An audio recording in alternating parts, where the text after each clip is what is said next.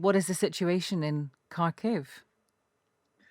The city was under heavy bombardment for the 2 days. Yesterday, I had the possibility to go out in the city center and see the destruction made by the Russian bombardments, and historical buildings are destroyed. And also, they continue to target and to hit residential areas in Kharkiv, and what is more important, the objects of the critical infrastructure. So for I have no electricity where I live since yesterday evening. Meaning that there is no possibility to prepare some food and to boil water and so that kind of things. And it's the whole area where the whole district without electricity, because one of the bombs actually fall onto the station, onto the electricity station. So what Russia now is doing, it is making the living in the 1.5 million city as difficult as it might be. I have seen that there is almost no food left in the supermarkets, and there are long lines outside them just to get in. But then, even if you get in, probably there will be nothing left already. Mm. No bread supplies and medical supplies as well. I think I'm right in saying that Kharkiv is it 20 miles from the border? Is that right?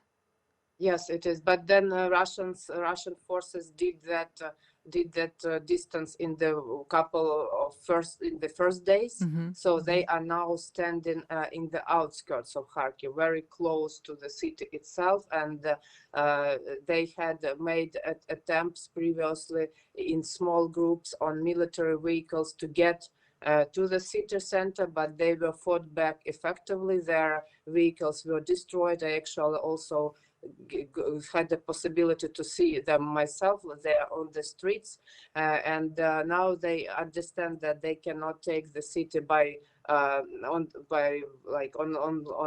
the ground, and that's why they are bombarding it from the sky. And do you know the Ukrainian resistance that are defending Kharkiv? Have you seen these people? Do you know these people?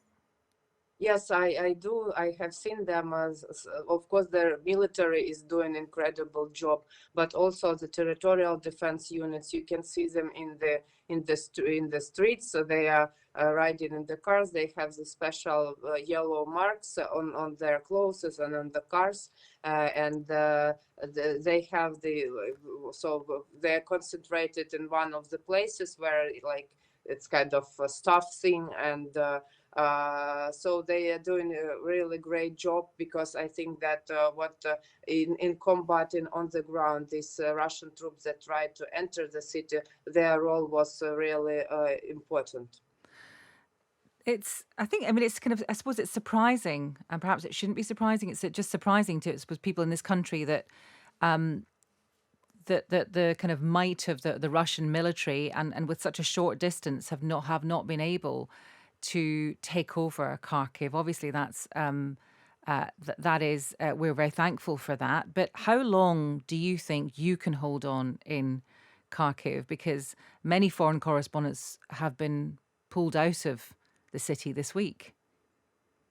I think that we have a really great chance, because what we see from the videos of the captured Russian soldiers, they are sometimes young conscripts that didn't know where the Putin actually throws them, because they were told at first they were going on the training, and when they realized that they are on the territory of Ukraine, they are not ready to combat, not ready to fight. They put down the weapons when they see the intense fighting from the Ukrainian side. They look scared, basically, and and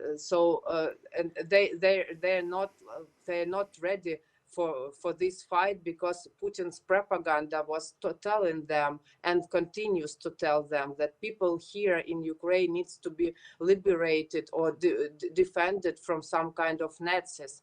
And they still go on with that disinformation. So they actually were probably thinking that they will not see here any major resistance, and now it looks like they will not be able to take the city by the on-ground operation, because they don't have enough capabilities and enough forces, because attacking from the three sides, so they need to concentrate on three directions, and that means that they do not just have enough resources here, and also not only in the personnel, but resource in terms of food, in terms of fuel, because they are asking in those areas where they already have control, the small villages around Kharkiv. They are asking local people to get them, to supply them with fuel and with food, because they are running out of it.